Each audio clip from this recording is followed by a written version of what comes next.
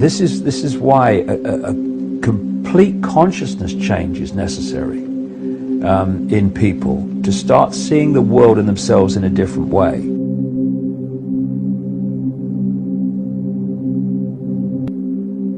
We are different points of attention within a infinite stream of consciousness.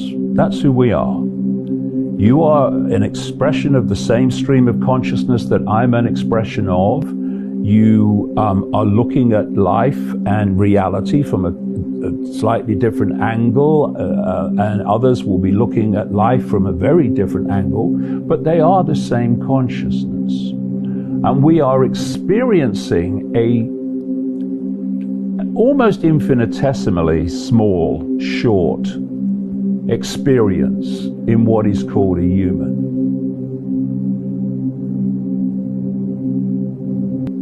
Consciousness is the word I'm using for what we really are. All that is, has been, ever will be. And consciousness has an experience within this reality if it chooses to. It's very similar to if you want to go on the internet, you can't just sit there in a chair on an empty desk and go on the internet. You need a conduit, you need an interface through which you can access that collective reality we call the World Wide Web, and it's called a computer. What consciousness does is exactly the same in a fantastically more sophisticated way. It takes on what I call the biological computer, the body, as its interface, and the body and its immediate energy field, the mind.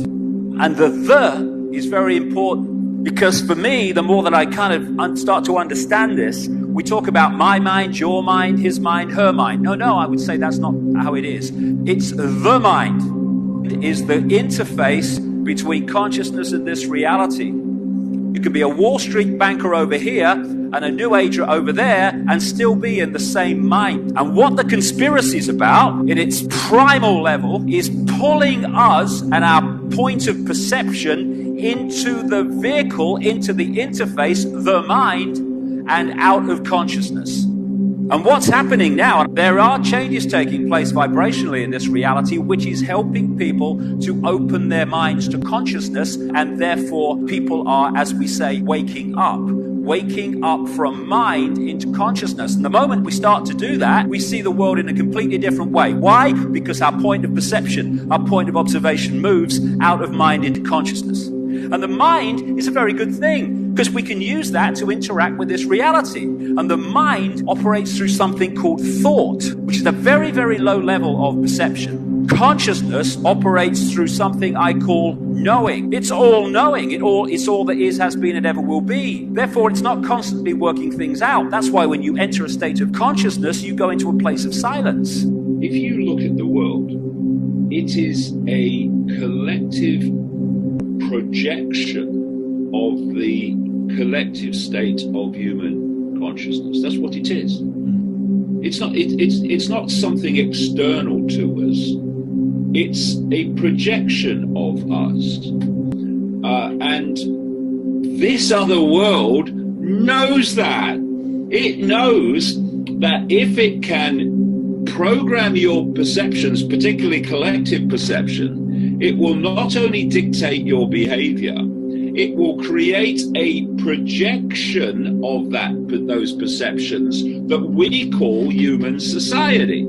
So let's talk about what I see as a great opportunity. If this whole game falls and goes boom, people there will be some painful fallout in terms of the materialistic aspect of our lives. Many people will lose homes. They already are. Many people will lose not just their home, but perhaps their car as well. It might be that it's forcing us back into extended family relationships again and so forth. Can you tell me what you see as the beauty and the fallout from the collapse of this current economic structure, if we're willing to take on a shift in consciousness? Well, let's take the analogy of someone who's addicted to drugs.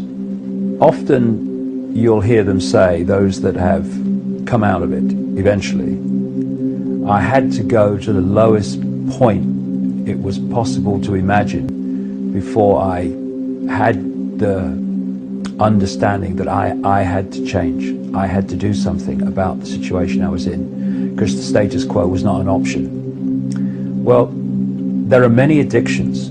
There's emotional addiction, drug addiction, alcohol addiction, and there's things addiction. The addiction to things, to having the latest this, the latest that, a bigger this, a bigger that, and chasing this material dream as if it's, a bigger fridge is going to make you happier than the one you've had, which is perfectly adequate.